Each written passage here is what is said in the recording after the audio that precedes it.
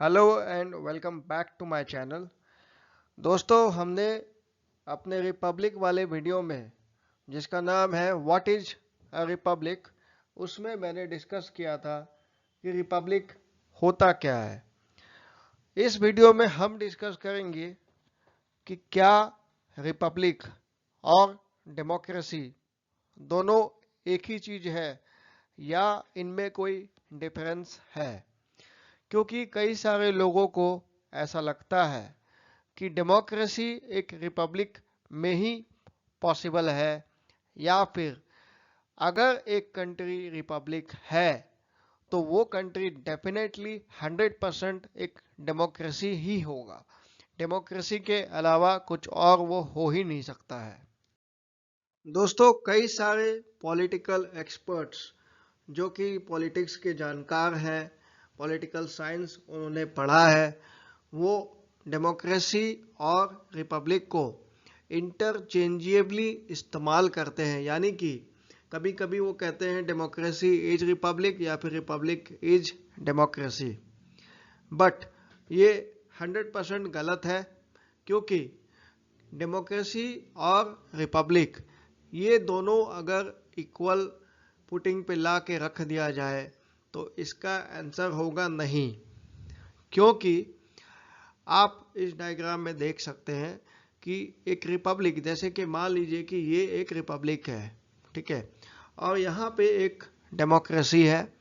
तो आप अगर ये रिपब्लिक आ जाता है और आपका ये डेमोक्रेसी आ जाता है तो यहाँ पे आपका बीच में एक लाइन बनता है जहाँ पे डेमोक्रेसी और रिपब्लिक ये ओवरलैपिंग करते हैं।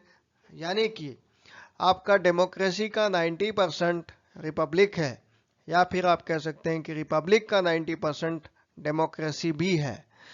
बाकी आप इधर देख सकते हैं ये जो एरिया खाली है और आपका इधर जो एरिया खाली है राइट हैंड साइड पे, ये आप लेफ्ट साइड में हम कह सकते हैं कि ये वो डेमोक्रेसी है जो रिपब्लिक नहीं होता है, और ये वो रिपब्लिक है जहाँ पे डेमोक्रेसी नहीं होता है।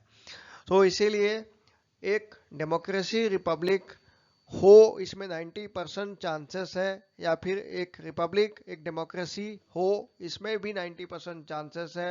बट फिर भी 10% चांसेस रह जाता है कि एक डेमोक्रेसी रिपब्लिक ना हो और एक रिपब्लिक डेमोक्रेसी ना हो।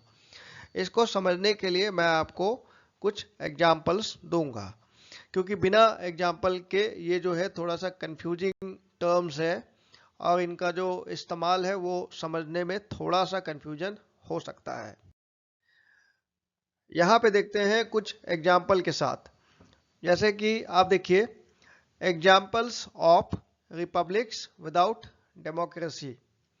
यानी कि ये कंट्रीज अपने आप को रिपब्लिक्स बुलाते हैं, बट यहाँ पे डेमोक्रेसी होता नहीं है। और यहाँ पे देखिए, यहाँ मैंने लिखा है examples of democracy without Republic. यानी कि ऐसे एग्जाम्पल जहाँ पे डेमोक्रेसी तो है पर वो रिपब्लिक नहीं है। ठीक है, पहला एग्जाम्पल है आपका union of Soviet socialist republics, यानी कि सोवियत यूनियन यूएसएसआर। यहाँ पे देखिए रिपब्लिक वर्ड का इन्होंने इस्तेमाल किया है, यानी कि यूएसएसआर भी अपने आप को रिपब्लिक बुलाता था।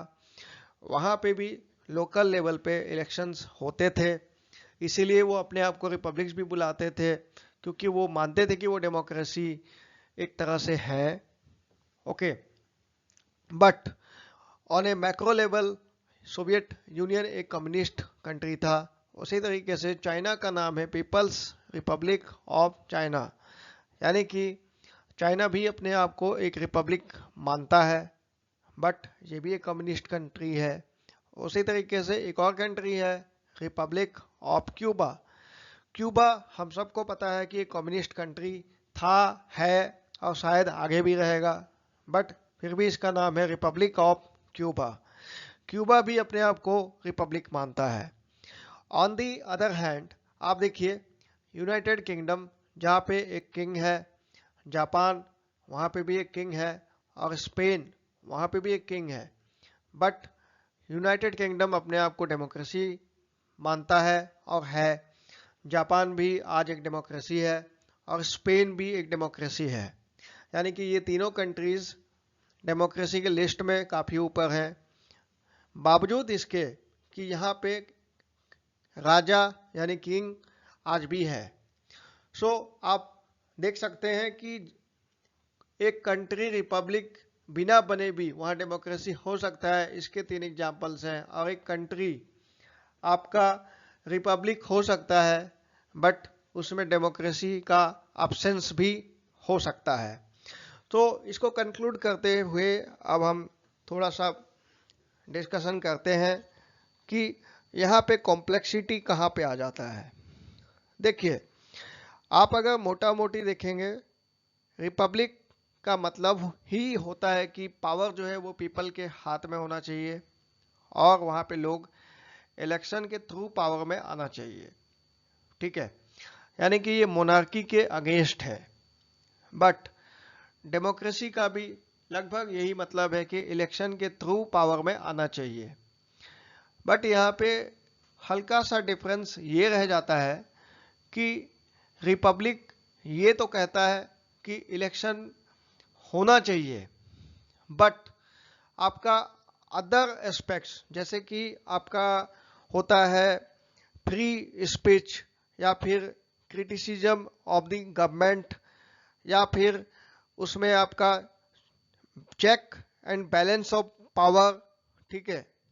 यानी कि जुडिशरी वहाँ पे कंट्रोल करेगा गवर्नमेंट के एक्शंस को।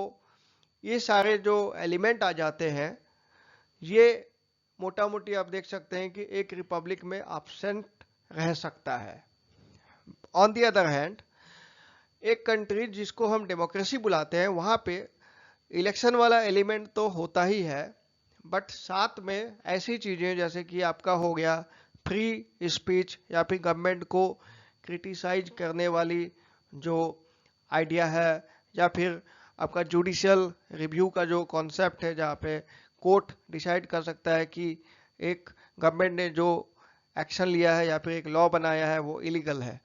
ये आपको जो है डेमोक्रेसी का एलिमेंट बताता है जो कि रिपब्लिक में एब्सेंट हो सकता है, ठीक है। तो ये थोड़ा सा कॉम्प्लेक्स ट्रिकी डिफरेंस था रिपब्लिक और डेमोक्रेसी के बीच में। यानी कि एक रिपब्लिक जब उसमें ज़्यादा उसका जो डेफिनेशन, उसका जो जुरिडिक्शन, उसका जो एरिया ऑफ ऑपरेशन है, यानी कि उसका जो डेफिनेशन है, जब वो एनलार्ज हो जाता है और उसमें सिविल राइट्स वाले एलिमेंट जब ऐड हो जाते हैं तो वो डेमोक्रेसी बन जाता है। ओके, तो आप इसको ऐसे कह सकते हैं कि रिपब्लिक एक डेमोक्रेसी का अर्लियर वर्जन है, रिपब्लिक आगे चल के एक डेमोक्रेसी बन जाता है, ठीक है। इसे हम ऐसे इंटरप्रेट कर सकते हैं। That's all, thank you so much. Please subscribe to my channel geopolitics past and the future, and I hope that today I gave you a lot of information, some minute differences between democracy and republic, and please don't forget to share this video with your friends via WhatsApp, etc. and have a great day.